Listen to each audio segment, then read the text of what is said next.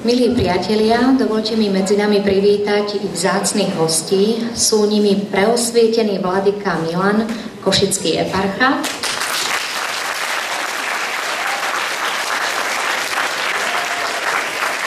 protopresbyter František Puci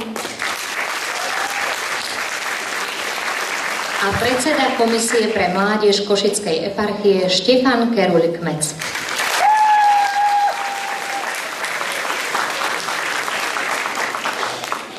Libanonský básnik Khalil Gibran hovorí: viera je oáza v srdci, kam nedôjde karavána myslenia. Grécko-katolícky mládežnícky zbor Šalom pôsobí pri chráme Zosnutia Presvätej Bohorodičky vo farnosti Trebišov.